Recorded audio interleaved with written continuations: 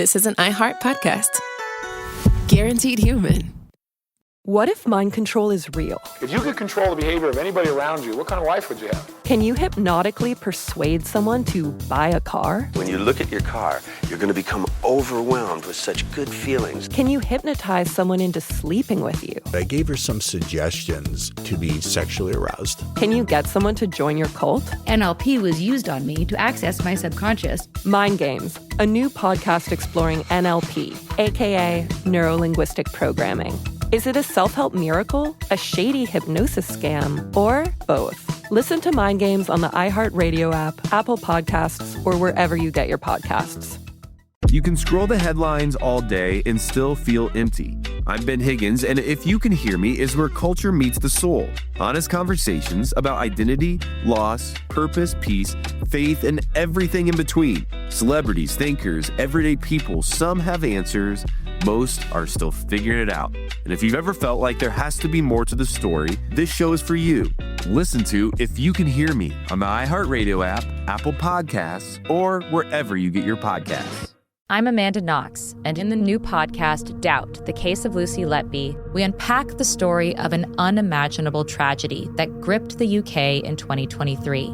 But what if we didn't get the whole story? Evidence has been made to fit. The moment you look at the whole picture, the case collapsed. What if the truth was disguised by a story we chose to believe? Oh my God, I think she might be innocent.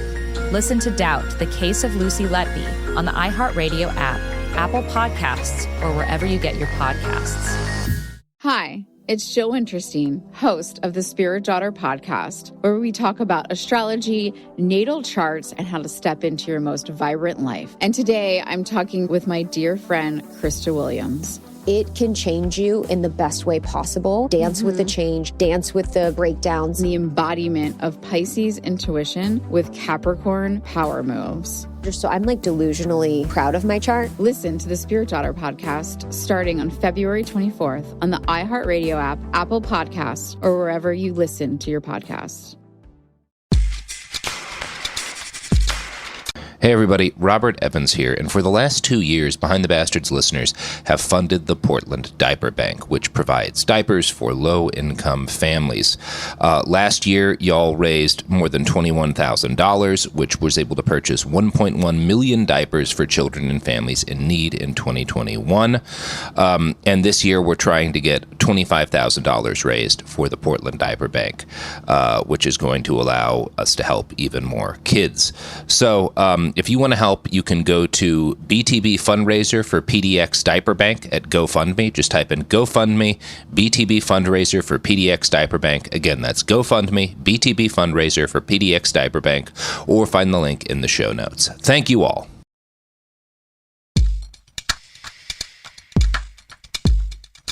Oh, what is viciously executing and publicly torturing my son of God? It's Good Friday.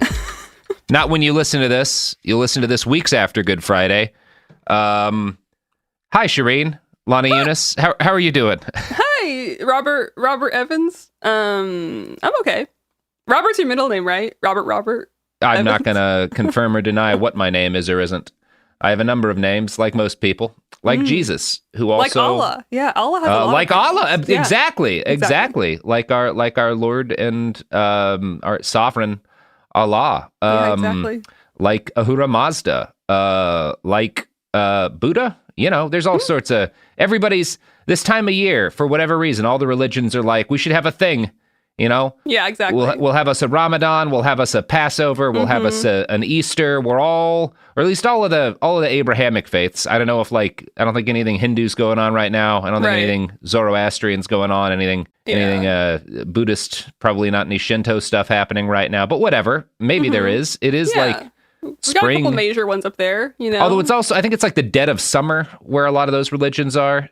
Southeast Asia. This is kind of like the hottest point of the. I don't know. Anyway. Religion! Do you like religion, Shereen? No, please don't hate me, internet. No, I don't. I actually... That's fine. I'm not a big fan myself. My teenager self would say, like, I despise religion. I loathe it. It made me so angry. I hated it. And I think I've, like, eased up on that language recently because I don't want to offend anybody. And, like, I realize For some people, it's like meditative, and depending on their religion, it can really help people. It's not for me. I don't like it, you know? Yeah, I mean, like, that's completely where I am too, Shereen, because, like, when I was a kid, I was a really angry atheist. Yes, exactly. You know, when I was like 18, I guess like 17 is kind of when I decided I was an atheist. But yeah, I started to get really angry about it as a young adult, and I'm not angry about it anymore, just because, like, I've realized that all of the things that are shitty about religion are shitty about a bunch of stuff, and some people just choose to do shitty stuff. Yeah. And whether or not they use a religion to justify it, they'll find other things to justify it if it's not religion. But that's really beside the point today. Shereen, it's not religion that's shitty, it's humans. I get it. Yeah. Yeah, it's not even that they're shitty, it's just that shitty people will find reasons to do shitty things. Yes, exactly. Religion or not. Yeah, religion or not. It's just a thing that we do because we're cool. Speaking of, actually, this does tie in a bit to what we're talking about today. A good segue from Robert Evans? There's some religion. There's definitely some religious stuff involved here. It's going to be real uncomfortable. Shereen, what do you know about Liberia? Liberia? Yeah. Nothing. I was gonna. That you are more or less in the where most Americans are then.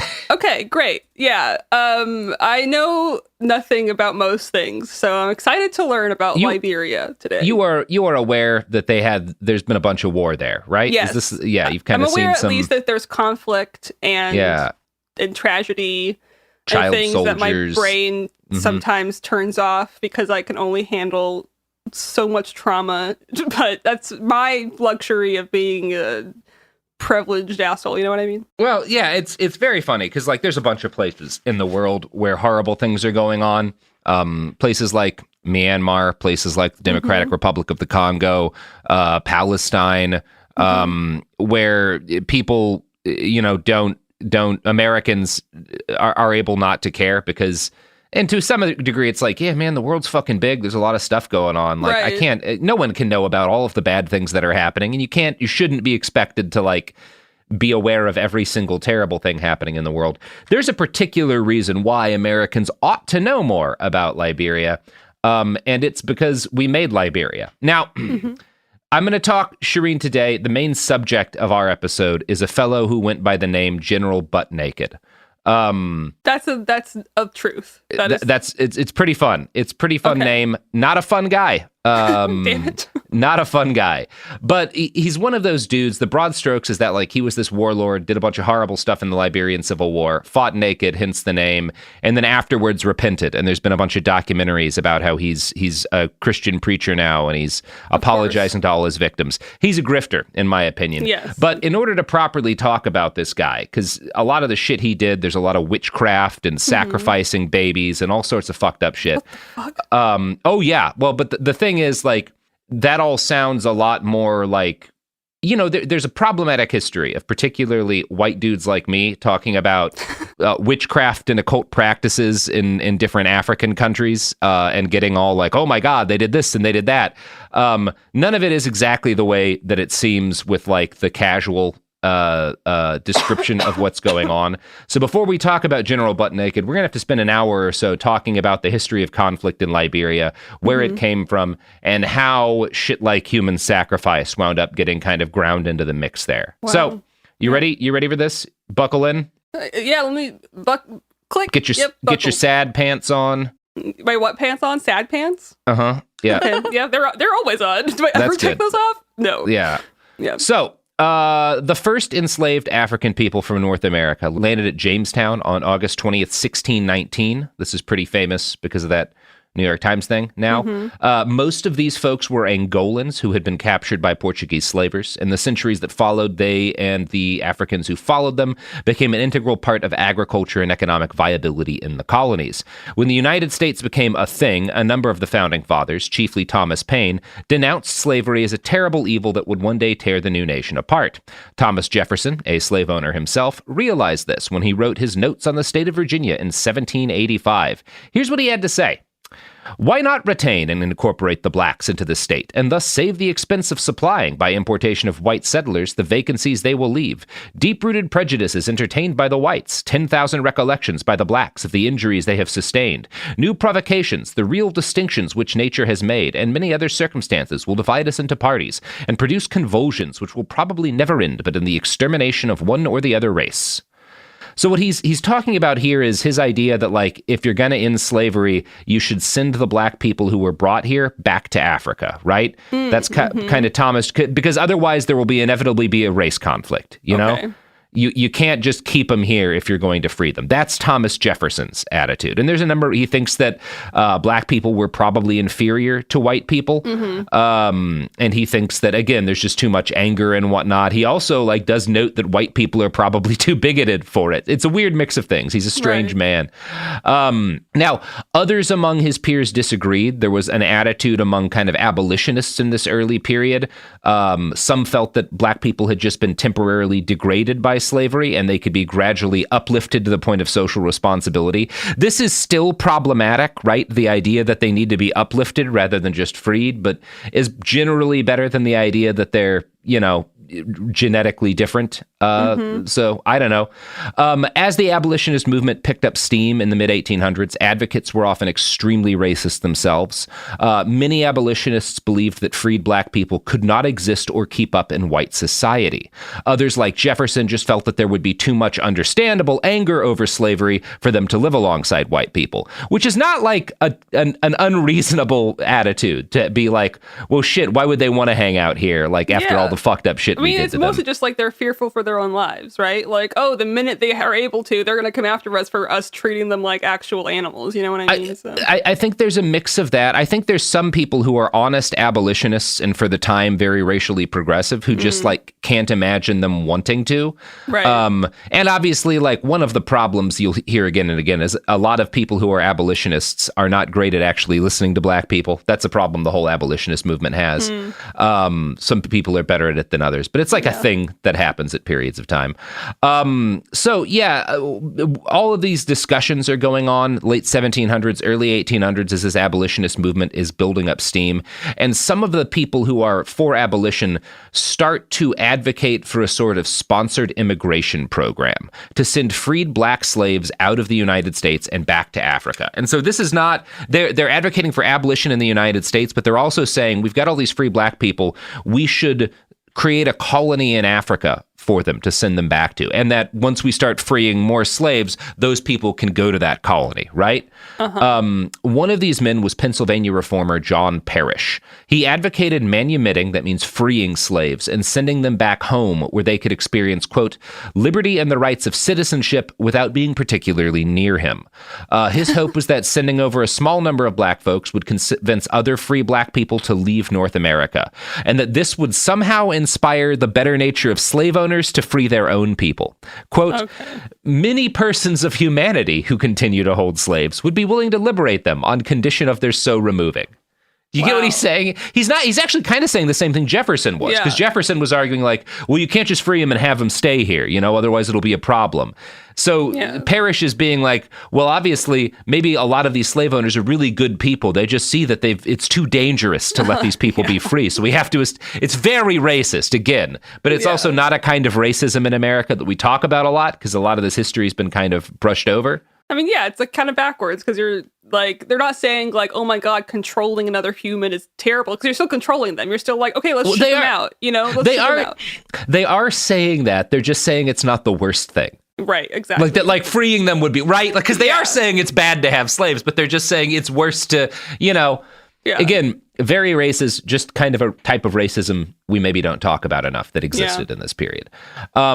So he felt like a lot of slave owners didn't want slaves. They just kind of inherited them, and they were scared about what black people would do if they were free, which is a very silly thing to think.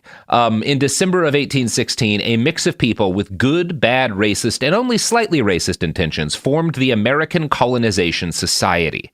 Now, part of this group, some of these people are very legitimately just again, if you're like a civil rights advocate, you're born into the mid 1800s, you see this nightmare system, I can see ways that a decent person would be like, maybe this is the best thing. Maybe providing these people, like, it's so racist here, it's so hard for them. Maybe if we tried to set them up with a place nice back in Africa, this would be a more ethical situation than having to live with all these fucking horrible racists, right? Some people in the American colonization society are like that. However, it is primarily a dark money organization funded by slave owners.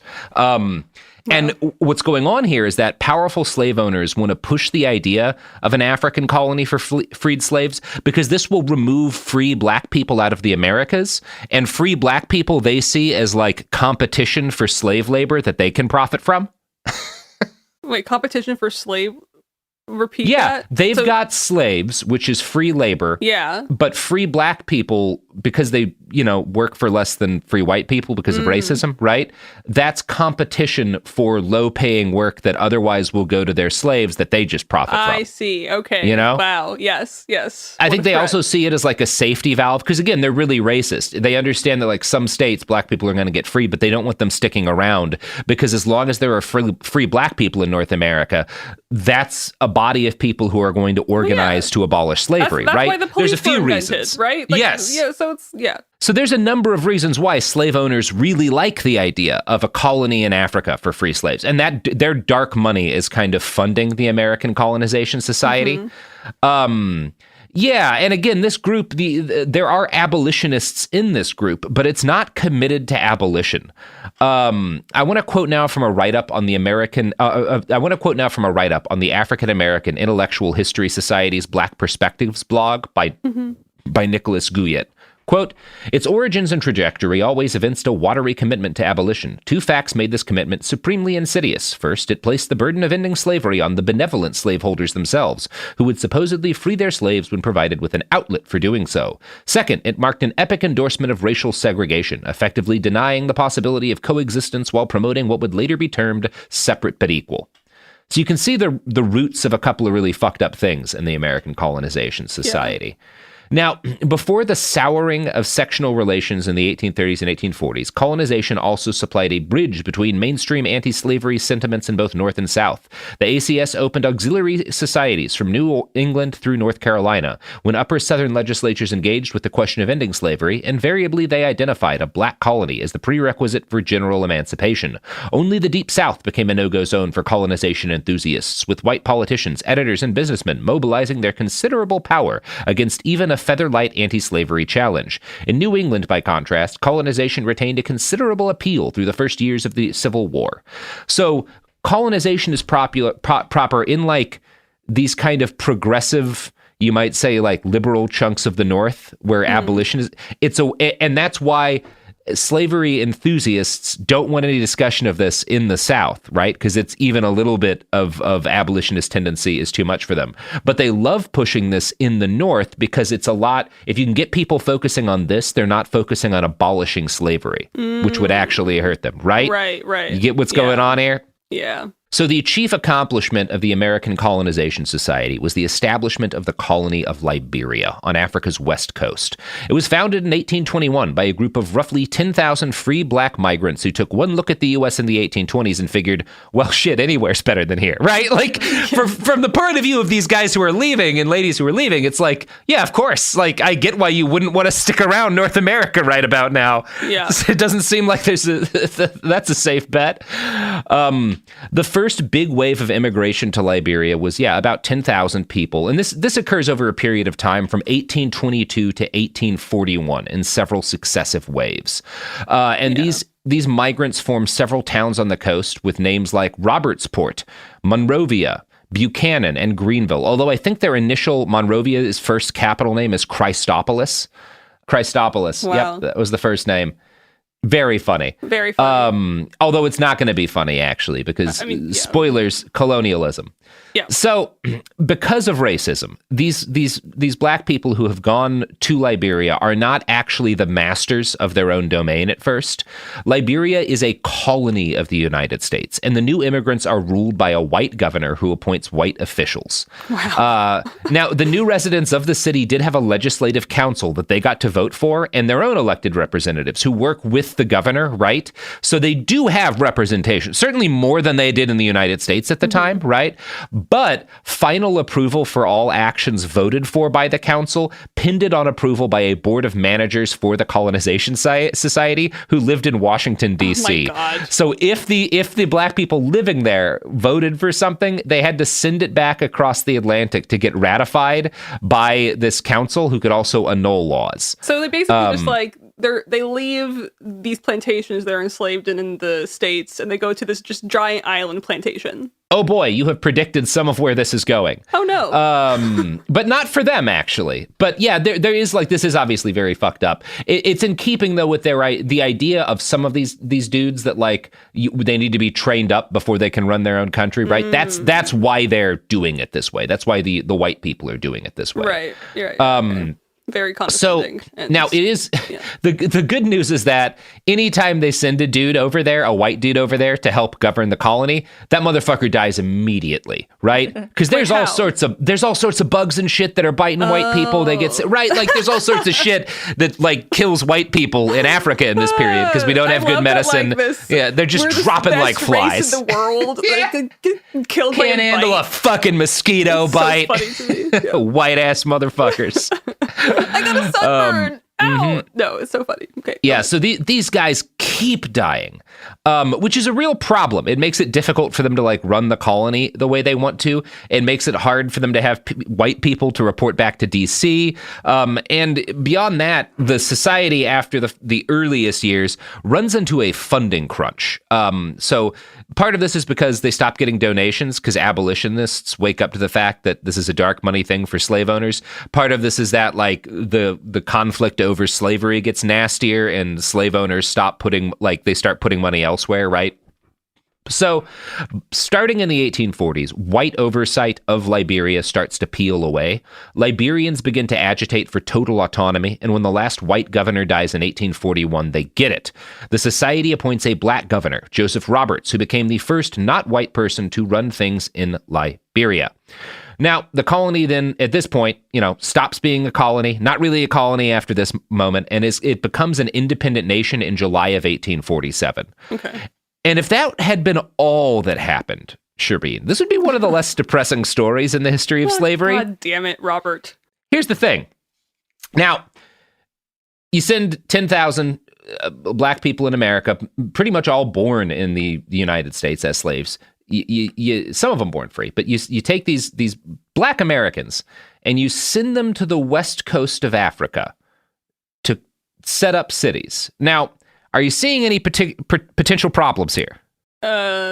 Well, I mean, are there already... Wait, I'm confused. Were there already people on Liberia before this? There sure were. Am I in the right direction here? There absolutely were people there before. Okay, yeah, I think I understand where it's going. 100% were people there. I mean, I'm sounding like people that don't understand about Palestine. Of course there's people in Palestine. Yeah, there's a ton of people there. Okay, and great. Again, these dudes, these migrants are obviously, these people were stolen from somewhere in Africa, or at least their ancestors were, right? But they're from like potentially all over, like certainly not Liberia in specific generally. And also they speak English. They're Christian. They dress like Americans. They have been living free in U.S. cities. Yeah, right. Yeah. So these are... This is not a case of like these people returning to their homeland. These people are colonizing Liberia. And if you know anything about colonization, it's not nice. No, it's not. And this was not suddenly fine just because the guys doing the colonization in Africa were black. It's still pretty messy. And I'm going to quote now from an article by M.B. Akpan in the Canadian Journal of African Studies titled Black Imperialism.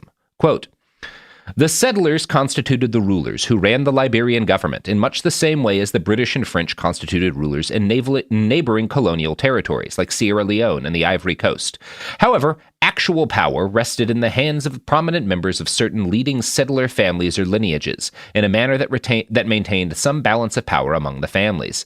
The settlers on whom the government of Liberia thus devolved as from 1841 were essentially American rather than African in outlook and orientation. They retained a strong sentimental attachment to America, which they regarded as their native land. They wore the Western mode of dress, which they had become accustomed in America, however unsuitable this dress was to Liberia's tropical weather. A black silk topper and a long black frock coat for men, and a Victorian silk gown for women. They built themselves frame, stone, or brick porticoed houses of 1.5 to 2 stories, similar to those of the plantation owners in the southern states of America. And they preferred American food like flour, cornmeal, butter, lard, pickled beef, bacon, and American-grown rice, large quantities of which they imported annually, to African foodstuff like cassava, plantain, yams, palm oil, sweet potatoes, and country rice, grown by Africans in the Liberian hinterland. They were Christians, spoke English as their mother tongue, and practiced monogamy. They held land individually, in contrast with the communal ownership of the African population, and their political institutions were modeled on those of America, with an elected president and a legislature made up of a Senate and a House of Representatives, so that in spite of their color, they were, as a rule, as foreign and lacking in sentimental attachment to Africa as were European colonialists elsewhere in Africa, like the British, the French, the Portuguese, and the Spaniards. Yeah, that's really stirring the pot here. I mean, like, they're like conduits or like vessels for still like white agendas, it sounds like even if they don't mean to be. I mean, it's not so much white as like Western, because obviously they're not white. For me, it's interchangeable. I know that's a mistake, but yes. Yeah, yes. But they are they are Westerners, and they see, to a large extent, the people who had been living in Liberia as like backwards, devil-worshipping weirdos who don't deserve political rights, right? So the indigenous Liberians don't get to vote in the same way that they are shut out to a significant extent, at least, from the franchise, right? Damn it. And if you're thinking, boy howdy, I bet this caused a problem somewhere down the line, then good news, you're right on the money. Over the next half century and change, the Americo-Liberians became an oligarchy, practicing what one historian called a, quote, sort of sub-imperialism at African expense. By 1900, about 15,000 black American immigrants had settled in Liberia, along with around 300 immigrants from the West Indies. Liberia is often claimed in 20th century history books as one of 2 African states that remained independent during the scramble for Africa, the other being Ethiopia. But this is not quite accurate. Ethiopia is, for sure. But Liberia was a colony that just became independent in 1847. Like, certainly a lot earlier than other colonies did, because most of Africa hadn't been colonized in 1847. But the fact that it was not recolonized doesn't really mean anything, because it was already a colony. Right. And the actual indigenous people in Liberia were a subclass within their own homeland with very little economic or political power. The Americo-Liberians held all of the power, and their Americo-Liberian Whig Party was essentially the only legal political party in the country from 1860 to 1980. Despite the fact that immigrant-descended Liberians made up only 2% of the population, they effectively turned the rest of the country into a profit-making engine for themselves. In 1931, an international commission found that several prominent Americo-Liberians had enslaved indigenous Africans. No. So, yeah, the West is pretty. It's a fucking virus. Yeah, it does work that way sometimes. God, you know what else? Obsessed people is a virus, Shereen. Raytheon. It is a virus. It is a virus that keeps our democracy functioning in a healthy manner, like the Epstein-Barr virus. You know, you can't get enough of it. Just nom nom nom, good and tasty. Shoot me up, yeah. That's what everyone says about the Epstein-Barr virus. Anyway, here's some ads.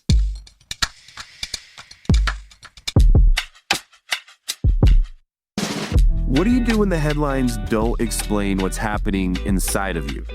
I'm Ben Higgins, and if you can hear me, is where culture meets the soul, a place for real conversation.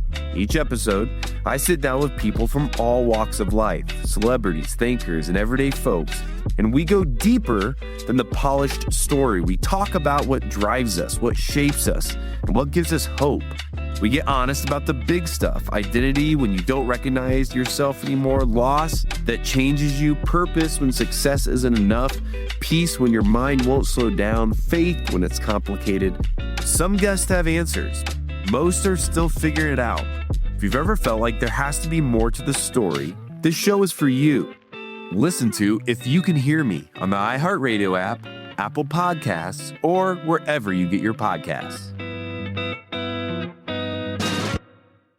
Hi, this is Jo Winterstein, host of the Spirit Daughter podcast, where we talk about astrology, natal charts, and how to step into your most vibrant life. And I just sat down with a Minnie Driver. The Irish traveller said when I was 16, you're going to have a terrible time with men. Actor, storyteller, and unapologetic Aquarian visionary. Aquarius is all about freedom loving and different perspectives. And I find a lot of people with strong placements in Aquarius are misunderstood. A Sun and Venus in Aquarius in her 7th house spark her unconventional approach to partnership. He really has taught me to embrace people sleeping in different rooms, on different houses, in different places, but just an embracing of the isness of it all. If you're navigating your own transformation or just want a chart side view into how a leading artist integrates astrology, creativity, and real life, this episode is a must listen. Listen to the Spirit Daughter podcast starting on February 24th on the iHeartRadio app, Apple Podcasts, or wherever you listen to your podcasts. China's Ministry of State Security is one of the most mysterious and powerful spy agencies in the world. But in 2017, the FBI got inside. This is Special Agent Regal. Special Agent Bradley Hall. This MSS officer has no idea the U.S. government is onto him. But the FBI has his chats, texts, emails, even his personal diary. Hear how they got it on the 6th Bureau podcast. I now have several terabytes of an MSS officer, no doubt, no question, of his life. And that's a unicorn. No one had ever seen anything like that. It was unbelievable. This is a story of the inner workings of the MSS and how one man's ambition and mistakes opened its vault of secrets. Listen to the 6th Bureau on the iHeartRadio app, Apple Podcasts, or wherever you get your podcasts. In 2023, a story gripped the UK, evoking horror and disbelief. The nurse who should have been in charge of caring for tiny babies is now the most prolific child killer in modern British history.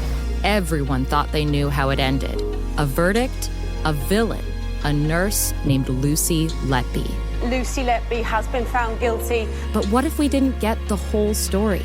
The moment you look at the whole picture, the case collapses.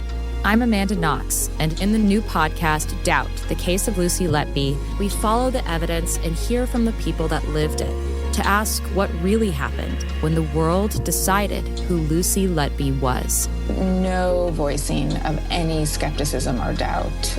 It'll cause so much harm at every single level of the British establishment of this is wrong. Listen to Doubt, the Case of Lucy Letby on the iHeartRadio app, Apple Podcasts, or wherever you get your podcasts.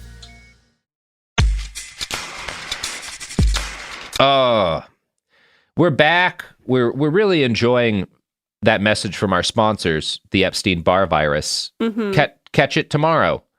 Anyway, so if you want a good example of how Sophie's face. Sorry, what? I just looked up Sophie, and saw Sophie shake her head. The good people at the Epstein-Barr virus paid us serious money for that plug. Whatever, you want me to ignore whatever them? makes you happy, Robert. That does make me happy. I'd be happier if everybody went and got the Epstein-Barr virus. Let's move on from the bit. I think. Should we move on from the bit? Is it not? Yeah. I think we've gotten so? the bit. We got the bit. I'm going to look up what the Epstein-Barr virus does because I've forgotten. After all that time. Yeah, well, I just remember the name. I'm so lucky, or I'm feeling grateful. It's the herpes virus, I guess. Oh wait, no, it's mono. Is it mono? I don't know. Let's ignore. I think it's mono. Yep, it's mono. Yep. Say it for the 17th time. Yeah. Yeah, that's that good shit. Yeah. So get mono. Everybody get mono. Okay. Yeah. Sophie, how we doing? You happy? You happy with me as a podcaster? No. You glad you made this series of choices in your life that led to you sitting here while a guy talks about how everyone should get mono on a podcast about Liberia? Kind you of. Psyched? Kind of, actually. I was gonna say, even though Sophie is she's wasn't talking, like, I'm just so glad her camera's always on, because I can just, like, every time you say something, I can just look up, and I know Sophie's like, we connect, you know? She shakes her head, and I'm like, yes. We connect, and you know what? Connecting is how people get mono. Robert. Anyway, what? Move on from the bit. Okay, try to make a good segue example. out of this. So we're talking about, like mono, colonization spreads, like the colonial mindset and the imperial mindset spreads from the United States to Liberia. That is very impressive, actually. That what's is a really great fucked segue. up, as we noted, like some of these Americo-Liberians take slaves from the native Africans for themselves.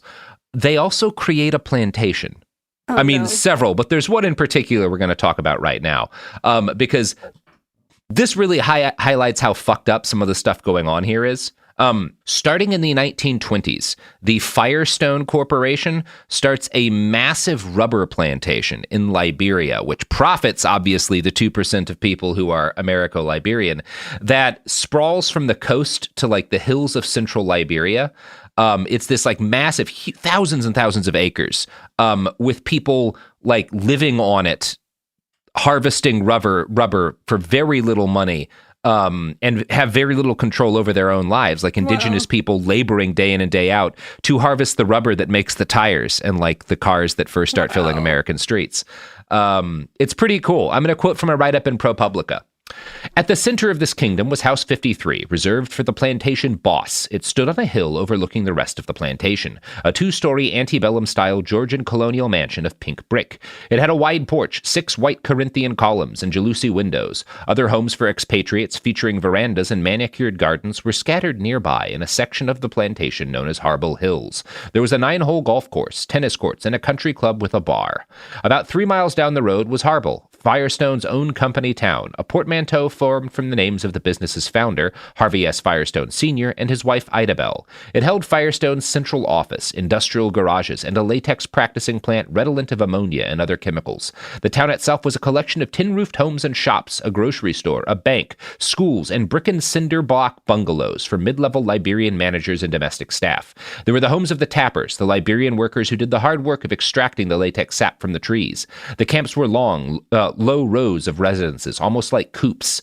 Units generally consisted of a single room. The homes had wattle and daub walls and aluminum roofs. There were no windows and no kitchens. The work camps had communal pumps for water and outdoor kitchens for cooking. There was no electricity. Bathrooms were outhouses or the nearby bush. This was the world of the Firestone operation, described in 1990 by one company executive as resembling an old southern plantation. Wow. So, fucking George H.W. Bush is in the White House, and white people are running a plantation in Africa with the collusion of the Americo-Liberian government, where the workers there are just a couple of steps above being enslaved. That was like yesterday. Yeah, real recent. The Civil War starts, Firestone's company representatives are going to make some cool choices about this is like Firestone, how to help. Yeah, this is Firestone. Tires, rubber. Yeah, this is where their rubber comes from. A plantation in Africa.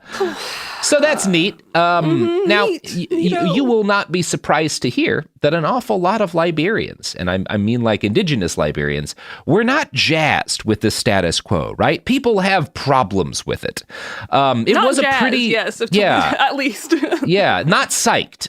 It was. You have to give it though a really effective system, because Liberia kind of, if you treat the Americo-Liberian rule as a colonial project, it lasts longer than basically any other African colony, other than like South Africa, arguably. Like that's right. Yeah, maybe it's because like people are never taught about it, or like you know what I mean. It went under the radar because no one even knew it was there. Well, I don't know. I think there's a number of factors here. Am I just ignorant and I just like don't know enough about geography? I mean, I think very little of this history is known to Americans. Right. Like it's not something we really talk about. I remember vaguely hearing that one of the I remember in like a textbook I had in high school that was talking about like abolition movement pre-Civil War, there was like a little box in like one of the pages that summarized like the American Colonization Society and the colonizing of Liberia in like 4 paragraphs.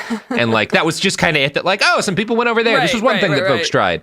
Like I didn't hear this. I didn't learn anything about like the again, like Black imperialism is the title of one of the, and obviously it's not, I don't think it's I think they're using that to kind of elicit a reaction. This is still, in a lot of ways, white imperialism. It's just using black people. Yeah, because exactly. There's a huge financial benefit and a military benefit, which we'll discuss later, to the United States because Liberia functions this way. Yeah. So, it's a pretty effective system. The Americo-Liberians remain in charge until 1980, when things begin to go terribly wrong. The last president that the oligarchy was able to successfully keep in power, install in power, I should say, was a guy named William Tolbert. His administration was severely weakened early on due to a series of rice riots in the end of the 1970s. And by early 1980, his ability to stay in power was teetering on the brink. As you might guess, there was a lot of hunger. Poor people who are indigenous Liberians generally are starving. They riot because they want food. The government cracks down on it brutally. They arrest a bunch of organizers. But they beat this down, but their hold on power is not secure. Tolbert does not seem to have been a very bright dude because he's not entirely aware of how shaky his position is. He and his fellow oligarchs felt like they had control mostly locked down because all of the officers in the Liberian military were Americo-Liberian. You could not be an indigenous Liberian and be an officer. Now, here's what's interesting. All of the enlisted men are indigenous. And so all of the sergeants and corporals are indigenous men. This is exactly the same way. We talked about years ago, I did an episode on Idi Amin, who becomes the dictator of Uganda, which is a British colony after the British come out. And Idi Amin was the highest ranking native African military officer in the military in Uganda when the British left, and he was a sergeant because the way the British military worked in Africa, all of your officers are white dudes, all of the enlisted men are black Africans. Right. So the people that could die are usually not white. Yes, but also the officers are the ones who are supposed to be able to do the coordinating and the actual executing of military operations. So that's part of why you don't want indigenous people to be officers, because then sergeants are never supposed to have command over big units of guys, right? Okay. That's a thing for captains and majors and colonels and whatnot. So you can see that the Liberian military is organized the same way that the British and the French organized their colonial militaries. And because, again, Idi Amin was a sergeant before he became dictator, when Liberia has its civil war and the government gets overthrown, it's going to be sergeants who do the overthrowing because that's as high as you can rise in the military as an indigenous person. So Tolbert was so convinced that he was in a secure position that he started doing the one thing an oligarchic leader of what is effectively a U.S.-backed dictatorship should never do. He starts to fuck with the U.S. The U.S. Department of Defense had come to expect, we liked Liberia in part because there's a bunch of benefits, financial benefits. U.S. companies make a lot of money, cheap labor, get rubber and shit from Liberia. But also, the U.S. has a bunch of fuckery we get up to in Africa, right? We got a ton of shit going on in Africa, especially in this period. And Liberia, we say, hey, we need to land some fucking planes. We got to keep some Marines there. We need to keep a rapid deployment force or whatever. In the past, Liberia is always absolutely, send as many troops as you want. Say, land your planes here, fly out of here. You're good to go. We're buddies, Because intelligent people who are part of this oligarchy recognize that the United States being in your pocket is basically the best thing you can do in terms of staying in power. Why does he decide to fuck with the U.S. exactly? What does he think is the benefit of that? I don't think he's a very bright dude. I'm going to admit I'm not the most knowledgeable on this, but it's generally regarded as kind of a baffling decision. But he's also there's the U.S. is kind of I think withholding some aid funding and stuff out of civil rights concerns. So there's some pressure being put on his regime, I think, by the U.S. and he decides to push back in this way. This proves to be a really bad call because when DC decides we want a new U.S. rapid deployment force in Liberia, and they ask permission, and Tolbert is no. So then the CIA and the Department of Defense are well, why do we want this guy in power now? Let's take him Like out. this doesn't benefit us at all. Yeah. They try to. It's kind of debatable as to how much of an impact they really have on this, but they certainly start thinking about it, and they start going through some names of like what sergeants and whatnot in the Liberian military do we think could like overthrow the government. It was generally assumed Liberia doesn't have much in the way of other political parties yet, so there's not really an established opposition. So it was assumed the army is the best place to actually get some kind of revolutionary leader. They're not really able to move forward unless the situation changes, though, and that change starts to come courtesy of the Progressive Alliance of Liberia, an advocacy group which decides to become a political party in 1980. They start holding events, and talk spread that Tolbert's regime was planning to execute a bunch of the organizers of the riots who were still imprisoned on the 1 year anniversary of the rice riots to like kind of solidify power, threaten these people. So this inspires a lot of local Liberians to do something ahead of that date. And it's very likely that the CIA had some sort of, I don't think we know exactly what, they were certainly talking about overthrowing Tolbert, and then it happens. It's, again, I can't tell you exactly their role here, but what happens is that a group of 17 soldiers, mostly sergeants, which is the highest rank that Liberians could hold, attempt to launch a coup ahead of that anniversary. Mm-hmm. And I'm going to quote now from the Liberian Civil Wars by Charles River Editors. The senior ranking member of the coup party, although not its leader, was Master Sergeant Samuel Doe, an almost entirely unknown figure. The decision was rather spontaneous and aided by alcohol. The party set off on the evening of the 11th, fully armed, and made its way to the foot of the Barclay Training Center towards Capitol Hill and the Executive Mansion. The streets were unlit, and entry to the grounds of the mansion was gained without challenge. At about 0100 hours on the morning of the 12th, the coup party broke into the basement, also without encountering any challenge, and cautiously entered the upstairs section. Now, purely by chance, it turns out that President Tolbert had been out at a Baptist convention. He was a preacher, so he had been preaching at this convention. Twist. And instead of going back to his compound, he decides to go back and sleep at the Capitol building that night. So he's in his bathroom in his pajamas when he hears gunfire, which is the coup members assaulting his guards. The whole thing is very messy. It ends with Tolbert, his teenage nephew, and a bunch of guards all executed just brutally. These are very violent killings. When Tolbert's body is discovered the next day, his corpse was found mutilated. As best as anyone can tell, a corporal named Harrison Pinot had shot him in the head after Tolbert attempted to bribe him. For more detail, I'm going to turn again to the quote from that book, The Liberian Civil Wars. Quote, after the shooting, Corporal Pinot was asked what he thought he was doing, and his reply was that he wanted to see Tolbert die in order to debunk a generally held belief that the president was a witch doctor. The idea of leadership allied to sorcery remains common enough in Africa, and most Liberian leaders tended to allow mythology of that nature to pass, since it added to the mystique of their rule.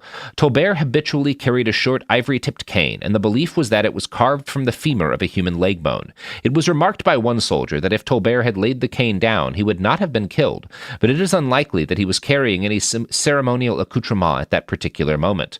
Regardless, 3 more bullets were put in his head, just to ensure the job was done, and with that, the 19th president of the Liberian Republic lay dead on the floor of his bedroom in a pool of blood. So fascinating. He gets disemboweled after this. At some point after he's killed, his guts get removed, which is, again, seen as like the best way to kill a witch doctor. Mm-hmm. It is hard to say who did this because after the coup proved successful, these 17 initial dudes are joined by like 100 other soldiers. They find the president's liquor cabinet and they all just get shithouse drunk and go on a killing spree. Right. They just start murdering like anybody associated with the old government, right? Wow. Yeah. So this is gnarly. It's also like, you're part of an oppressed class, you're used as cannon fodder by the government, like you have no rights, and you get a chance to murder them all. Historically, you murder them all. Right, yeah. This is not the only place something like this has happened. So we're going to talk a lot more about disembowelment, cannibalism, and other similar subjects. Oh, fun. But we should probably discuss what those things mean in a Liberian context. Because again, a lot of this stuff gets focused on by foreigners talking about like this conflict and being like, oh my God, there's cannibals and witch doctors. And we should talk about why that exists and what that means. Are we going to talk about witchy stuff? A little bit, yeah. We are going to talk about the particular part of West Africa where the Liberian colony is established has a history of a practice called Gboyo. And Gaboyo is a practice whereby people are killed so that their body parts can be used as sacrifices to magically obtain certain benefits.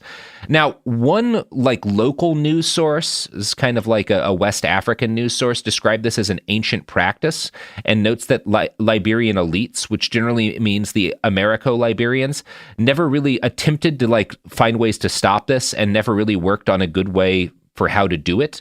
And since they tended to be Christian and kind of dicks, indigenous practices developed a degree of gravity as acts of resistance to the oligarchy. A version of this happens in Haiti, right? Where a lot of these traditional practices become associated with resistance to the colonial regime. Now, also, that local source I found, scholars will quibble with aspects of that because, again, as was noted above, Tolbert, who's Americo-Liberian, and other presidents would definitely signpost to some of these kind of beliefs about witchcraft. Them a little bit invincible, or the mystique that you said, Yeah.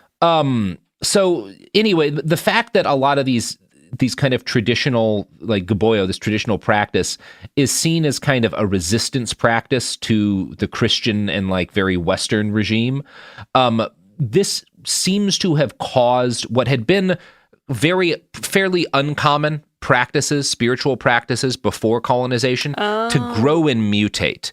Because this is what happens in Liberia. All of the shit we're going to be talking about that happens in the Civil War, all these really fucked up practices, these are, a lot of people will argue, did not really exist in the same fashion prior to colonization. Yeah, they were in response to being colonized and oppressed, they were we should latch on to these things that are becoming this form of resistance. Yeah, and they're going to change over time. So, University of Wisconsin professor Florence Bernot writes that, quote, public rumors depict human sacrifice and often related sorceries as the most common way to achieve personal success, wealth, and prestige in times of economic shortage and declining social opportunities. Political leaders are widely believed to perform ritual murder to ensure electoral success and power, and many skillfully use these perceptions to build visibility and deference. So people, a lot of these rulers in this period aren't necessarily doing these things, but they are kind of signaling that they do, which leads to an increased belief that there's some efficacy to this. And Bernot notes that rather being a truly ancient practice, Gaboyo and other similar practices have roots in the past, but are influenced in their modern forms by the extractive nature of colonialism. Quote, the colonial situation revealed significant contradictions in the Western fiction of a modern disconnect between body and power. The series of political and moral transgressions triggered by the conquest made apparent how Europeans themselves envisioned political survival as a form of positive exchange revolving around the body fetish. In the colony, black and white bodies became resacralized as political resources. Think about how in the... But can you explain... Wait, what do you mean body fetish? Are you saying fetish is kind of like a religious term for an object of sort of worship, or at least of spiritual focus. Okay, that's needed to... Okay, I understand that, but that's so... Think about one of the things people talk about, cannibalism in the Congo, and one thing they'll point out is that a lot of these practices were influenced or even have their origin in what the Belgians were doing, and taking the hands of people who did not harvest enough rubber, because so what they're pointing out is that from the perspective of these people living in this region, Europeans are engaging in the same acts. They're taking pieces of human bodies and they are using them to gain power in some way. Trophies. Why wouldn't that work? It's you get power by taking somebody's hand from them, right? You get power over the whole community, as this threat. How is that any meaningfully different than you kill somebody and you take a part of their body part and eat it or whatever? You can see a relation between those two things, and you can see how the extractive nature of colonial capitalism on these people influences these ideas of sacrificing and taking pieces of the body in order to gain power. It's not, this is not evolving the point that these scholars, these practices aren't, they're not novel. It's not just people doing what they've been doing for thousands of years. They have evolved and changed over the period of colonization as much as everyone has. And so have these practices. And these practices cannot be extricated from capitalism or from colonization, right? So by the time Sergeant Doe and his allies overthrow the government, these practices had become, quote, not a marginal, but a central dimension of the nature of public authority, leadership, and popular identities. And this is going to cause a lot of real nasty problems. But you know what else is going to cause some real nasty problems, Shereen? Epstein-Barr virus? Oh, boy, howdy. Let me tell you, the Epstein-Barr virus. I'm sorry, Sophie. I should have brought it back. I'm sorry. Causes the problem of having a good time. Look, everybody loves a little bit of mono. Smooch, smooch. Mm-hmm. It was very popular in my high school. Me too, actually. Yeah. All the kids loved it. Mm-hmm. All right, here's some ads.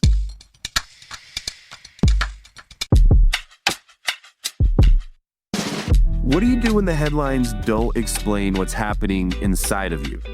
I'm Ben Higgins, and if you can hear me, is where culture meets the soul, a place for real conversation. Each episode, I sit down with people from all walks of life, celebrities, thinkers, and everyday folks, and we go deeper than the polished story. We talk about what drives us, what shapes us, and what gives us hope. We get honest about the big stuff, identity when you don't recognize yourself anymore, loss that changes you, purpose when success isn't enough, peace when your mind won't slow down, faith when it's complicated. Some guests have answers. Most are still figuring it out. If you've ever felt like there has to be more to the story, this show is for you. Listen to If You Can Hear Me on the iHeartRadio app, Apple Podcasts, or wherever you get your podcasts. In 2023, a story gripped the UK, evoking horror and disbelief. The nurse who should have been in charge of caring for tiny babies is now the most prolific child killer in modern British history. Everyone thought they knew how it ended. A verdict, a villain, a nurse named Lucy Letby. Lucy Letby has been found guilty. But what if we didn't get the whole story? The moment you look at the whole picture, the case collapses. I'm Amanda Knox, and in the new podcast, Doubt, the Case of Lucy Letby, we follow the evidence and hear from the people that lived it to ask what really happened when the world decided who Lucy Letby was. No voicing of any skepticism or doubt. It'll cause so much harm at every single level of the British establishment of this is wrong. Listen to Doubt, the Case of Lucy Letby on the iHeartRadio app, Apple Podcasts, or wherever you get your podcasts. Hi, this is Jo Winterstein, host of the Spirit Daughter podcast, where we talk about astrology, natal charts, and how to step into your most vibrant life. And I just sat down with a Minnie Driver. The Irish traveller said when I was 16, you're going to have a terrible time with men. Actor, storyteller, and unapologetic Aquarian visionary. Aquarius is all about freedom-loving and different perspectives, and I find a lot of people with strong placements in Aquarius are misunderstood. A Sun and Venus in Aquarius in her 7th house spark her unconventional approach to partnership. He really has taught me to embrace people sleeping in different rooms, on different houses, in different places, but just an embracing of the isness of it all. If you're navigating your own transformation or just want a chart-side view into how a leading artist integrates astrology, creativity, and real life, this episode is a must listen. Listen to the Spirit Daughter podcast starting on February 24th on the iHeartRadio app, Apple Podcasts, or wherever you listen to your podcasts. China's Ministry of State Security is one of the most mysterious and powerful spy agencies in the world. But in 2017, the FBI got inside. This is Special Agent Regal, Special Agent Bradley Hall. This MSS officer has no idea the U.S. government is onto him. But the FBI has his chats, texts, emails, even his personal diary. Hear how they got it on the 6th Bureau podcast. I now have several terabytes of an MSS officer, no doubt, no question, of his life. And that's a unicorn. No one had ever seen anything like that. It was unbelievable. This is a story of the inner workings of the MSS and how one man's ambition and mistakes opened its vault of secrets. Listen to the 6th Bureau on the iHeartRadio app, Apple Podcasts, or wherever you get your podcasts. We're back and continue to be the only podcast with the courage to be supported by mononucleosis. Oh my God. Yeah, that's on me. Sophie, it's on me. I take responsibility. It is. Look, fucking NPR's whatever thing they do, the Daily, that New York Times podcast, those fucking cowards would never be sponsored by the Epstein-Barr virus. Cowards. All of them. Mm-hmm. I will say though, like, there's an impulse that I won't entertain, like this fascination with physical body and power and like what that means, like on a philosophical level. Like, I'm so fascinated by that, and I said this before on another podcast, but there's always a tendency I have in any podcast I guest on to just become philosophizing, and I won't do that this time. But I will say I have the impulse to, because it's very fascinating when you think about that overlap and that connection, because it's like, so I don't know what it is. It's just fucking why. I don't know what the word is. I would really encourage people to read some of what Bernault has written on Florence Bernault, Bernault. I think that's how it's pronounced, from the University of Wisconsin. Because there's a lot of like writing on this, not just in Liberia, because like versions of this are recognized in other colonies. But it is really, we talked about it a bit in some of our Congo episodes. It is a really fascinating dimension. And it also, you often get from not just from racists, because obviously racists be racisting, but from like people who are racist but don't want to frame themselves that way, talking about like problems in Africa as like, well, you do have this problem of like, you've got this ancient and culture that has some really savage dimensions, right. And you know that this is a problem in like Liberia of like attaining any kind of peace, and it's like, well, actually, those practices they are evolved from ancient practices, but they're very much rooted in the shit that like was done to these people to make them a productive rubber plantation, you know? Yeah, no, totally. It's that part does not it gets glossed over, you know what I mean? They're just like savage practices, you know? Should be discussed. Like they are not any more savage than slavery and then colonialism, you know? Yeah, like, they're just like, nastier looking, because there's a lot of value put in kind of like making the plantations. That's why people have weddings at plantations, right? Yeah, because like you're a slave owner, you dress it up more. It is so embarrassing how many like friends of friends or whatever, just the photos of like having a wedding on a plantation makes me want to vomit, but like, why is it glossed over that like lynching happened and like all these things, and like it still fucking happens, you know what I mean? Like these violent acts that are so disgusting. I will say it right here. I think killing a dude in battle and eating his heart is 1,000 times less gross than forcing a man to labor for you until he dies. 100% agree. Yes. Way less gross. Yeah. God, that's, I don't know. Fucking people, man. I don't know. Yep. But like also like body power, all this stuff. It's also in every culture, not every culture. I can like think of a few cultures that still incorporate this like fascination with like someone like taking a part of someone's body to demonstrate your power over them. Like look at samurai. Yeah. You know what I mean? Yeah. Like it's just like there's like, and I want to deep dive into this off air. I mean, a lot has been written. This is really a fascinating thing to read into. We're not gonna. I don't want to pretend we're doing anything but scratching the surface, but it is important to scratch the surface, because when we read these lurid stories of like child sacrifice and cannibalism, you need to know that it's more complicated than just like, look at this fucked up thing they do in Liberia, right? Look at this fucked up thing these non-white people have done for all this time because they're uncivilized or whatever. It's like, it's important to understand that it's like, it's part of a continuum of violence, and it's not the it's certainly bad, but it's not the start of it, and it's not the part that has caused the most harm at scale. Yeah, agree. Okay. By the time Sergeant Doe and his allies overthrew the government, these practices had become, again, like central to the nature of public authority. And guys like Tolbert probably maybe aren't actually doing anything, certainly aren't doing some of the stuff that other people will do. But when these indigenous folks come into power, they have this expectation that like, this is what you do when you're in power. These practices are both how you cement your power publicly and also how you ensure that you won't lose it. Right. So Doe founds a new military junta government with himself at the head.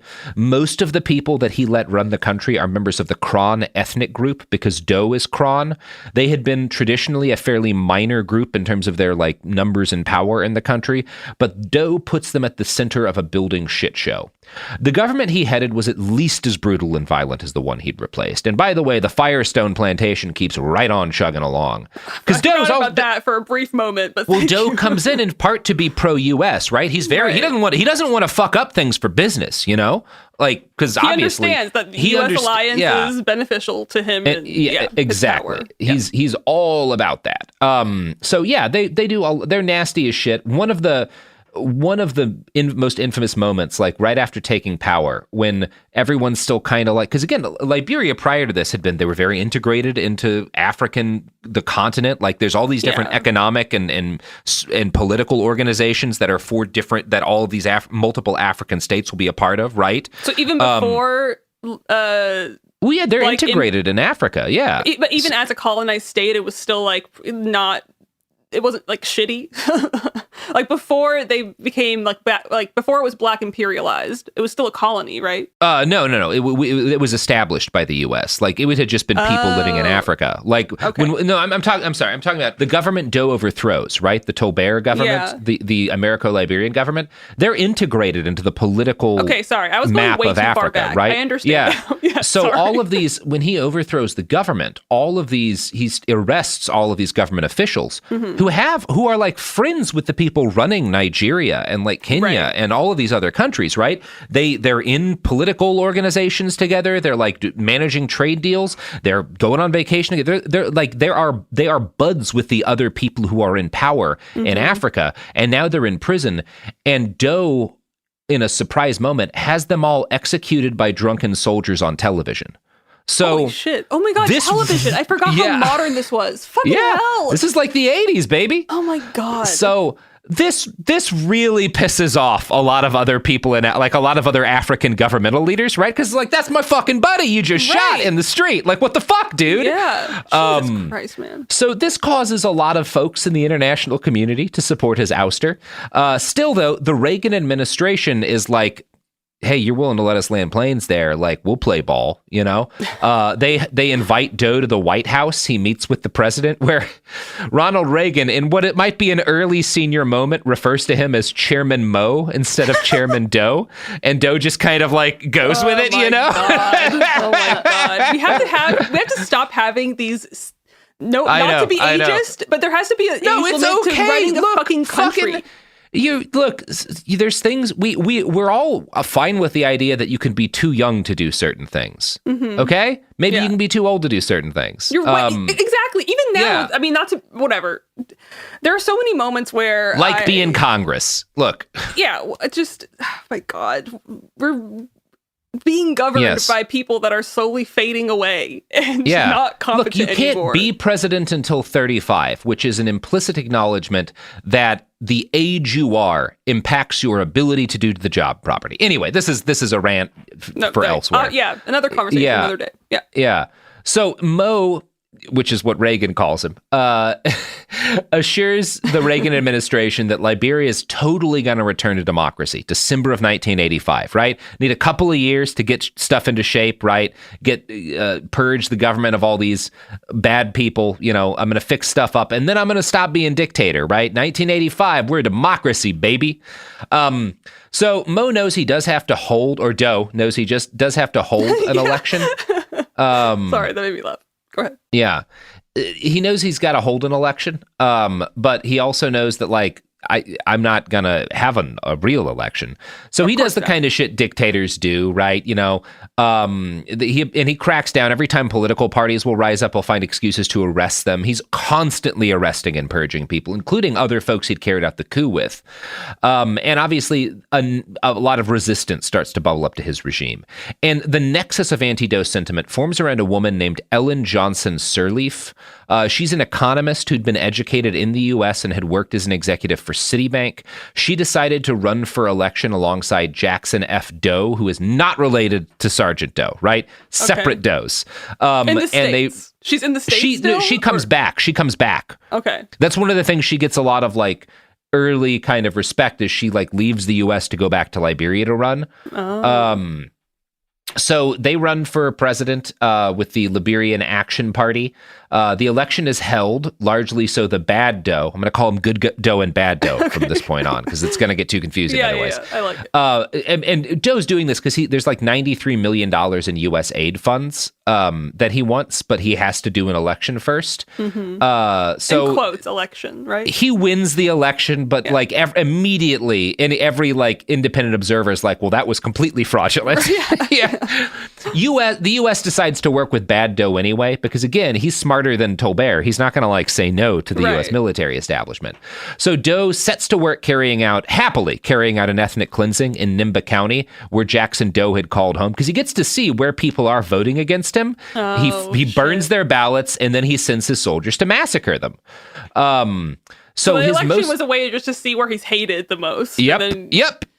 Fucking hell, man. Okay. So again, the troops carrying out these massacres are mostly Kron, like him, right? Because again, he's very much and there's other ethnic groups that are kind of allied with the Kron, right? This does really break down on like racial lines, tribal lines, kind of whatever you want to call it. But so he sends his Kron soldiers into this region, which is inhabited by other peoples, and he massacres a shitload of them because he sees them as like enemies of the regime. And whenever he captures men who he had been like political leaders agitating against him, he'll have them mutilated and have their corpses paraded through the streets so soldiers can cut off pieces to eat or keep as souvenirs. This isn't good for the economy, Shereen. Now, I'm not an economic expert, but I'm not surprised to hear that this was like bad for money. Right, yeah. You might not want to invest in a country where this is going on quite as much, And televisions exist, remember? So this it's able to be documented. People are looking at this and like, well, maybe I'm going to pause on some of those building funds for a moment. Might want to wait until this parading corpses thing is over. Yeah. See how it shakes out. So further economic problems are caused by the fact that the Minister of Procurement, shoe designer Charles Taylor, had embezzled something like $1 million. Shoe designer? Yeah, Chuck Taylor's. He's the what of what? He's the guy who designed the Chuck Taylors. No, before. Shoes. What was his? Charles Taylor. Well, he's the Minister of Procurement for Liberia. Yeah, why'd you say that as if it was like, duh? Like, well, how is that a thing? You've heard of Chuck Taylor. I know, I've heard, but like, I didn't know the inventor of fucking Converse was. Yeah, he's a Liberian warlord. Oh my god. Don't look that up. Is that something everyone knows again? I just like. No, definitely common knowledge. God, I'm willfully ignorant so much of my time, so much of my life. I just can't handle this. That was a lie, Shereen. I'm sorry. I can't do this to you anymore. Yeah, I was lying. Taylor? It was just a joke. Well, no, there's a Charles Taylor and he embezzles $1 million from the Liberian government and becomes a warlord later. The world is so fucked up and crazy. I will believe anything you say. Like I legit was going to burn my fucking Converse after this fucking episode. I can't believe it was just a joke because like Chuck Taylor's, Charles Taylor. I thought it was funny. I'm way too gullible when it comes to you. I know. I'm going to get roasted on the internet. I don't fucking care. Whatever. No, I mean, Shereen, this is why I tell everybody one lie. You should never trust me. Never trust Robert. Never trust you. I mean, yeah, maybe there's a level of me that trusts you. This isn't on you. This is on me, Shereen. He's a liar. You said Firestone. Like Firestone is already like. No, that's all real. You can. That's why we provide sources. Look. That's the thing. I know the Firestone thing is real, but it doesn't mean it's so far out that another fucking big American brand is rooted in. I know, because like shoes are. and rubber. I mean, again, I could have just gone through with this and just waited for people on Twitter to get really angry or on Reddit to get really angry at me. You wouldn't do that to me. I felt bad. That shows growth. I felt bad. Good job. I felt bad. Don't worry, Shereen. he's lied to me too. I lie to everybody once. I mean, Well, now I haven't lied to you yet, Shereen, but I'll figure one out. Lying is the most human quality you can have, so it's fine. I understand. You don't have to. So excited for Reddit. So I'm just kidding. No, it's okay. Shereen, trust me. I'm the one who's gonna look bad as a result. Why? Of this. No, because you were so earnest about being angry about the Converse guy being a warlord. It's okay. This is to all my gullible people out there. I represent you. I hear you. I see you. I have to say, it would have been really funny if the actual Chuck Taylor guy had been a Liberian warlord. Like, that would have been hilarious.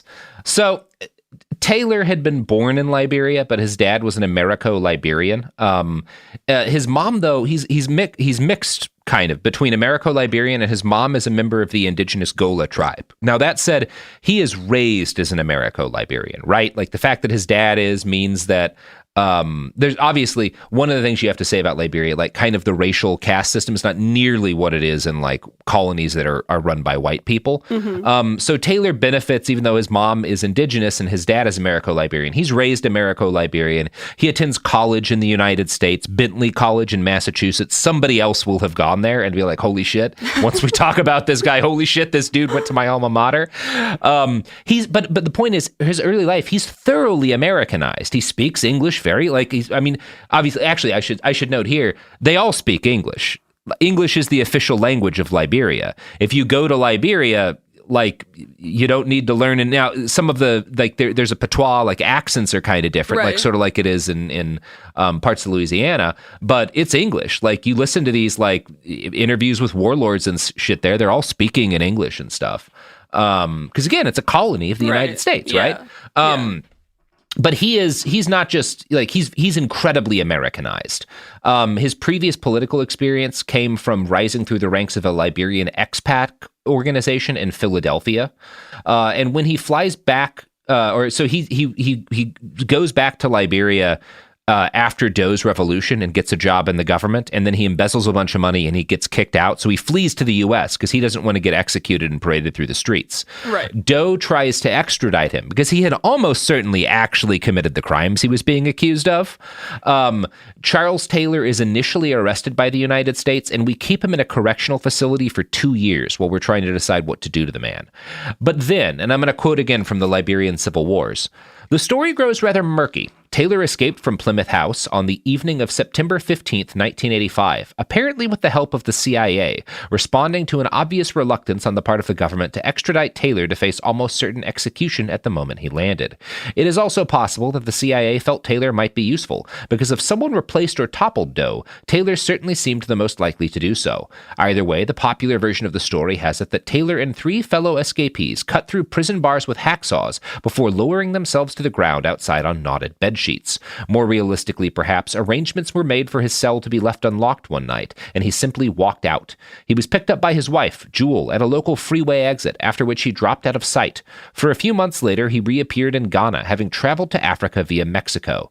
In Ghana, he was arrested immediately on suspicion that he was somehow involved with the CIA, which tends to lean credence to the latter version of his escape.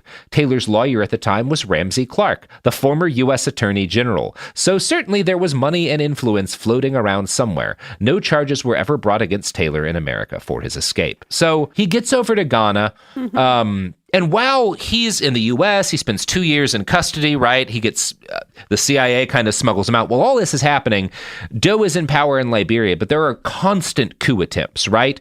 Or at least attempts at coup attempts that Doe cracks down on. And every time there's a threat to his reign, he does the same thing. He sends his soldiers to that region of the country and he massacres all of the men that he can find, you know? And often, like, you know, rapes the women, kills baby, like, it's ugly shit. It's ethnic cleansing kind of shit. It's really nasty. So by 1987, Doe has murdered a lot of people, and he has repeatedly purged ethnic groups. So that's around the time when Charles Taylor makes his way to the Ivory Coast, and he meets a guy who's like a friend of the Ivorian president who decides to back him in his plans to overthrow Doe. Now, by this point, Doe has made the major mistake of pissing off Muammar Gaddafi, because again, he's on the side of the United States, right? And the United States, I don't know if you're aware of this, not big fans of Muammar Gaddafi. Oh, really? Yeah. No, so Doe expels Libyan diplomats from his capital. Now, this is a problem because not only is Gaddafi kind of a petty dude, he also runs a gigantic pan-ideological training camp for insurgents, right? If you are an insurgent and you want to learn how to build bombs and shoot people, Muammar Gaddafi's got you. You're the IRA, you're Palestinian organ, like he doesn't give a shit. Like Muammar will take, as long as you're like cool with Muammar, he'll train your dudes, you know? Yeah. 1-800-MUAMMAR for all 1-800 Muammar for all of your insurgent needs. Exactly. So he and Taylor, so Muammar Gaddafi, Doe pisses him off, and so Gaddafi's like, well, I'm gonna fucking get back at that son of a bitch. And he hears there's this motherfucker named Taylor who's got connections to the government of, in the Ivory Coast and shit. And so he and Taylor get into contact. And in very short order, a number of militants who are like on Taylor's side, these are like generally like Liberians who've had to flee the country because they were also associated with some sort of rebellion or another, that Taylor's gathering to him. These folks go over and get trained in Libya, right? And again, good chance there's some CIA involvement here. It's very murky. I assume they're everywhere. So yeah, they're always doing some shit. I mean, they certainly seems to have like helped Taylor get out, right? Mm-hmm. Gaddafi's maybe more a bigger part of like how he actually gets to carry out his whatever. On December 24th, 1989, Charles Taylor and 168 insurgents enter Liberia through the Ivory Coast. Chuck makes an announcement through the BBC using a satellite phone he'd been given by somebody. Again, who knows where he gets this kind of shit, that he has no personal ambitions for higher office. He just wants to liberate his people from President Doe. Open civil war resulting in breaking out in kind of bits and pieces here and there. And gradually, like, Taylor's forces start to make progress. They're pretty well organized, they're competent, they expand quickly, and more of the country starts to fall out of Doe's ability to control, because he's not really popular because of all the massacres. Right. So he starts having his security forces round up hundreds and hundreds of residents of the capital from ethnic groups he viewed as rebellious. And these people just disappear. Some of them do show back up headless on the streets. Damn. So citizens of the capital start greeting each other with the phrase, "Glad to see you've still got your head." Oh. Members of the ethnic groups targeted by Doe's purges start flooding into Taylor's growing army, right? They get away from wherever the president controls, and a lot of them pick up guns. As they won victories, they replaced the initial weapons that they invade with. The army's mostly equipped with these old Soviet like World War II era submachine guns, PPSHs. And they gradually replaced these with U.S. M16s from Doe's dead U.S.-backed fighters. And once his regular forces start to get real rifles, he hands these submachine guns off to little kids. And he uses them to form what he calls his small boy units. Oh, God. Quote, from the Liberian Civil Wars. The bulk of advancing forces were locally recruited youth, handed guns and fortified by alcohol and cheaply sourced Chinese amphetamines, known colloquially as bubbles, and of course a great deal of local marijuana. In much the same way as the Kron-dominated AFL, that's Doe's party, took excruciatingly violent revenge against Gio and Mano, these are other ethnic groups, roving bands of armed youth singled out Kron and Mandingo for similar treatment. Newsreel images of the Liberian Civil War, as the initial coup of it inevitably came to be characterized by images of children and young people, both male and female, dressed in civilian clothes, often in wigs and bizarre fancy dress, enacting scenes that might have been extracted from Lord of the Flies. These were the first high-profile displays of child soldiers at work in the African context of war, and the spectacle was utterly terrifying. Wow. So that's where we're going to end for today. What a high note to just leave me on. Good vibes. Yeah. Yep. Yeah. Well, I was hoping there was going to be more witchy stuff, to be honest. That stuff has been interesting to me. There will be next episode. This is not going to be it'll be interesting. It's not going to be much of a, you'll want to go elsewhere to learn in detail some more discussion of that, but we will talk about kind of one expression of these things from people who are like power-hungry grifters. Okay. You're not going to get a great sense of what the actual religious practices were among these people. But you will see some folks doing fucked up shit and then deciding to be born-again Christians. Yeah, at this point, I'm not... Like, at a certain point when... This is just me theorizing and don't take any of these blanket statements seriously, but I would imagine that at a certain point when like a religion or a practice is just used to gain power, it's more used for the violence versus the belief. You know, I'm not convinced so many people believe it. I'm just convinced they're using it to benefit themselves or like, so that's just like, well, it's one of those things. Like there's, you talk about cannibalism and other kind of beliefs that involve taking pieces of the body. Certainly thousands of years ago, there were groups doing that in Africa, as there were in many other parts of the world for different reasons. But what you're going to see during the Liberian Civil War has about as much is related to those indigenous belief practices in the same way that like a modern Baptist revival meeting is related to a Christian church meeting in like 850 AD. you know, to like a church service in 850 AD. Yeah, there is like a line of descendants from one to the other, but it's changed tremendously over time for a variety of reasons. Yeah. And someone partaking in the 850 AD church service might look at a modern one and be like, well, I don't really know what the fuck's going on here, you know? Yeah, yeah. Anyway. Any plugs at the end here, Shereen? I'm Shereen. Allegedly.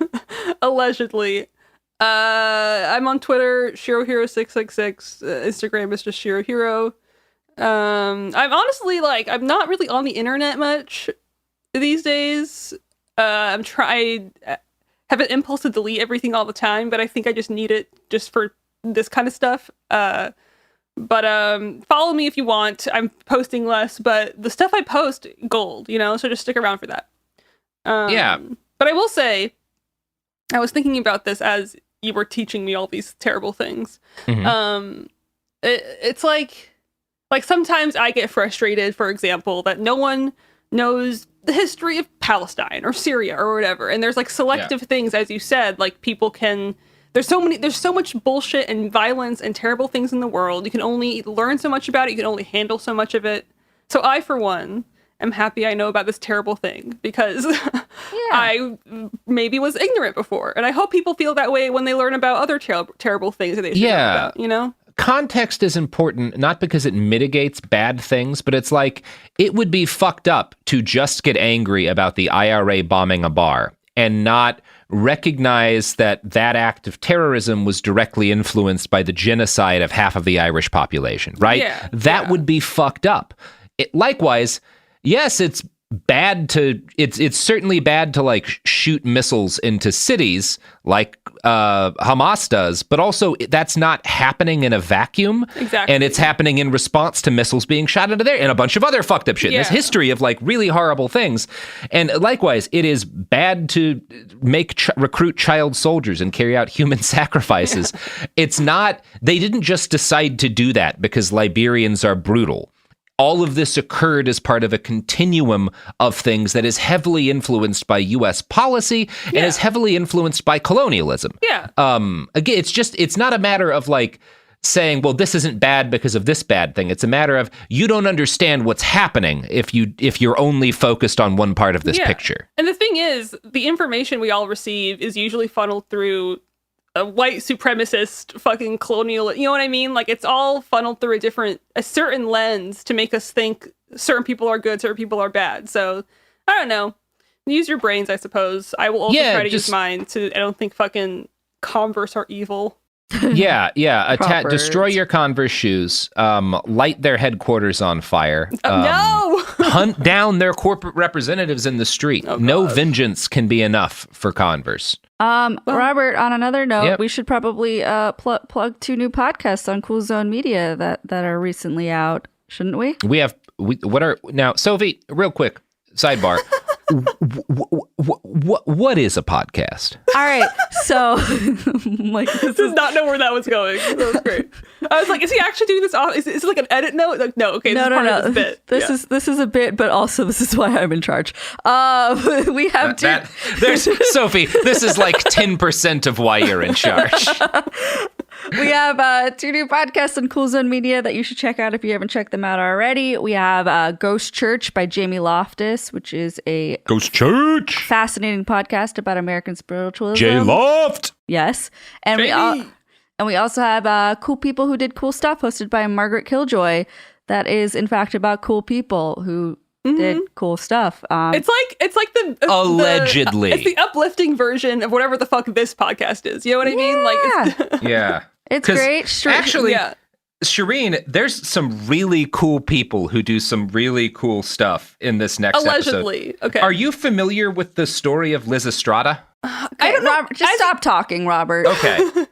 But yeah, check those podcasts out. Shereen actually works on Cool People Who Did Cool Stuff, and she allegedly. And both Robert and Shereen are guests or upcoming guests, depending on when this drops on the show. So check it out. I'm so happy, Shereen. Working with Margaret has taught you the most important thing about being an anarchist, which is saying allegedly before almost any statement. Yep, it's in my vocab forever. And that is the episode.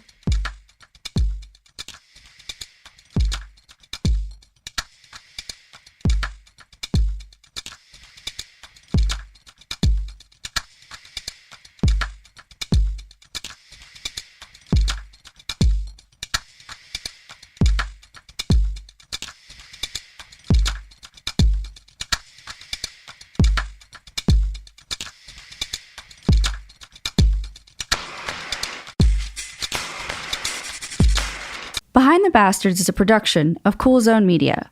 For more from Cool Zone Media, visit our website, coolzonemedia.com, or check us out on the iHeartRadio app, Apple Podcasts, or wherever you get your podcasts. What if mind control is real? If you could control the behavior of anybody around you, what kind of life would you have? Can you hypnotically persuade someone to buy a car? When you look at your car, you're going to become overwhelmed with such good feelings. Can you hypnotize someone into sleeping with you? I gave her some suggestions to be sexually aroused. Can you get someone to join your cult? NLP was used on me to access my subconscious. Mind Games, a new podcast exploring NLP, aka Neuro-Linguistic Programming. Is it a self-help miracle, a shady hypnosis scam, or both? Listen to Mind Games on the iHeartRadio app, Apple Podcasts, or wherever you get your podcasts. You can scroll the headlines all day and still feel empty. I'm Ben Higgins, and If You Can Hear Me is where culture meets the soul. Honest conversations about identity, loss, purpose, peace, faith, and everything in between. Celebrities, thinkers, everyday people, some have answers, most are still figuring it out. And if you've ever felt like there has to be more to the story, this show is for you. Listen to If You Can Hear Me on the iHeartRadio app, Apple Podcasts, or wherever you get your podcasts. I'm Amanda Knox, and in the new podcast, Doubt, the Case of Lucy Letby, we unpack the story of an unimaginable tragedy that gripped the UK in 2023. But what if we didn't get the whole story? Evidence has been made to fit. The moment you look at the whole picture, the case collapses. What if the truth was disguised by a story we chose to believe? Oh my God, I think she might be innocent. Listen to Doubt, the Case of Lucy Letby on the iHeartRadio app, Apple Podcasts, or wherever you get your podcasts. Hi, it's Jill Winterstein, host of the Spirit Daughter podcast, where we talk about astrology, natal charts, and how to step into your most vibrant life. And today I'm talking with my dear friend, Krista Williams. It can change you in the best way possible. Dance with the change, dance with the breakdowns. The embodiment of Pisces intuition with Capricorn power moves. So I'm like delusionally proud of my chart. Listen to the Spirit Daughter podcast starting on February 24th on the iHeartRadio app, Apple Podcasts, or wherever you listen to your podcasts. This is an iHeart podcast. Guaranteed Human.